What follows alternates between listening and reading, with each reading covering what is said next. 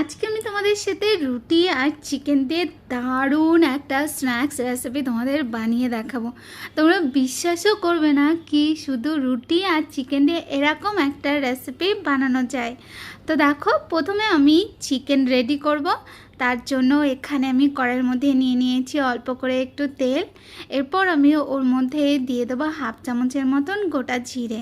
তারপর জিরেটার colour change হলে এরপর আমি ওর মধ্যে 1 চামচের মতন দিয়ে দেবো আদা কুচি, আর আমি 1 চামচের মতন দিয়ে দেবো এখানে রসুন কুচি।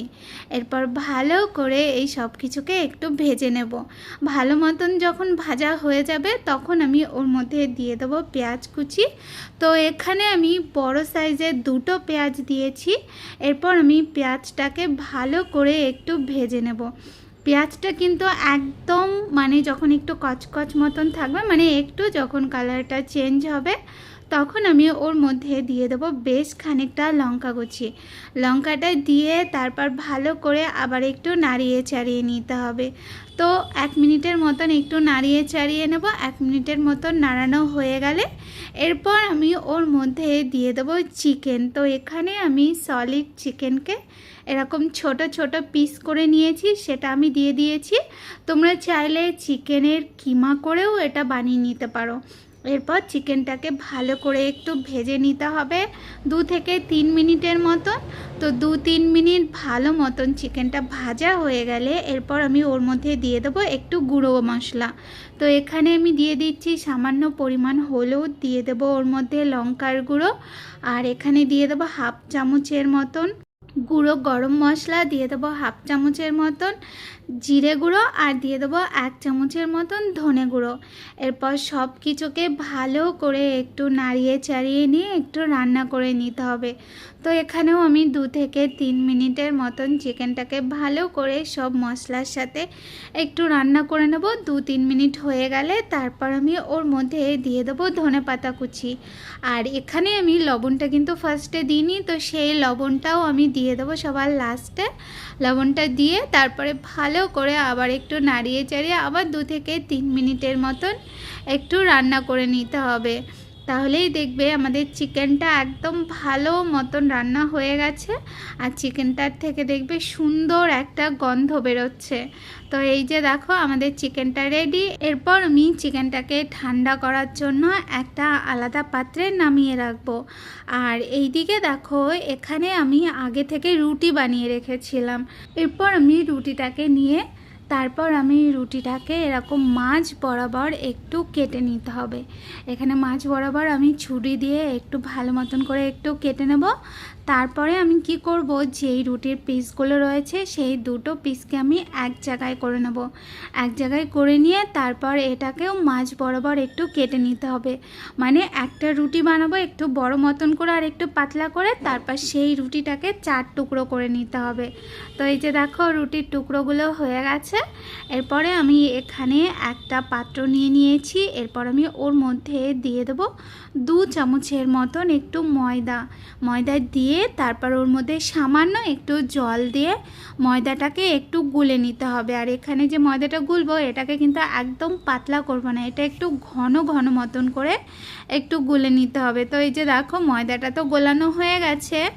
এরপর আমি যে রুটি আমি কেটেছিলাম সেই রুটিটার আমি একটা কর্নারের মধ্যে এই যে ময়দার যে ব্যাটারটা রেডি করেছি না, সেটা আমি এইভাবে লাগিয়ে দেবো। তারপরে অপর সাইডটা নিয়ে এইভাবে একটু ফোল্ড করে এইভাবে একটু ঘুরিয়ে নিতে হবে। এইভাবে ঘুরিয়ে নিলে তাহলে এরকম একটা কর্নার মতন হয়ে যাবে। এই যে দেখো একটা কোণের মতন হয়ে গেছে।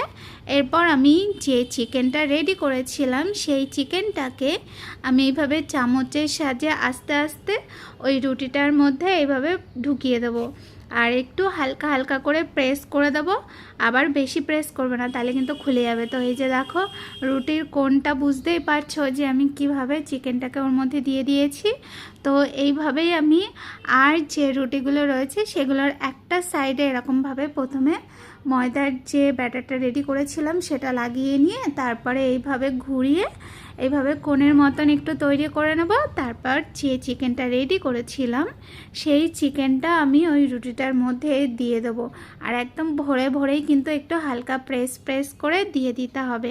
তো এইভাবেই আমি সব যে রুটিগুলো ছিল সেই রুটির কোণগুলোকে আমি বানিয়ে নিয়েছি। এই যে দেখো, এটা দেখতে কিন্তু ভীষণ সুন্দর হয়েছে আর এটা খেতেও কিন্তু ভীষণ মজার হয়।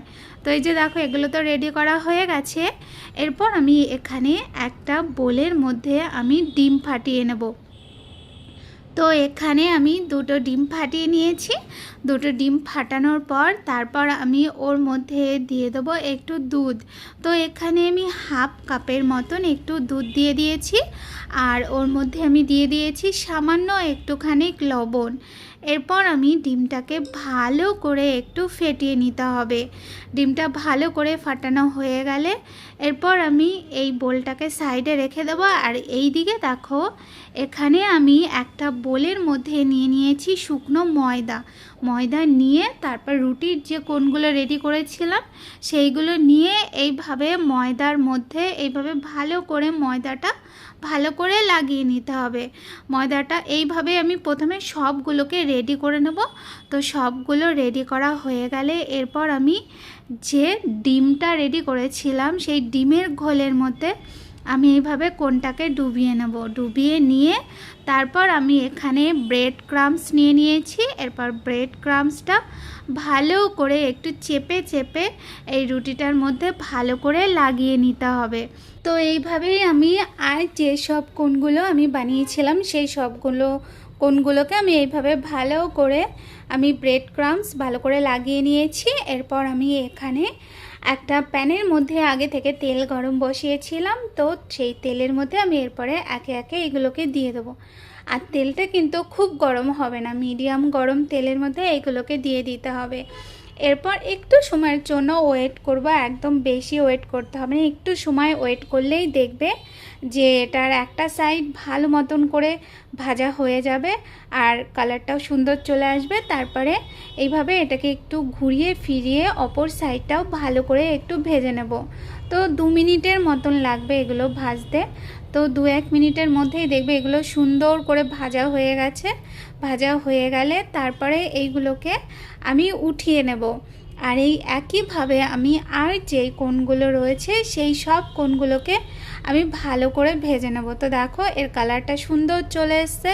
এরপর আমি এইগুলোকে নামিয়ে নিচ্ছি। তো এইভাবে তোমরা বাড়িতে কিন্তু খুব সহজেই এটা বানিয়ে নিতে পারো। বড় থেকে বাচ্চা সবার খেতে ভীষণ ভালো লাগবে, ভীষণ টেস্টি।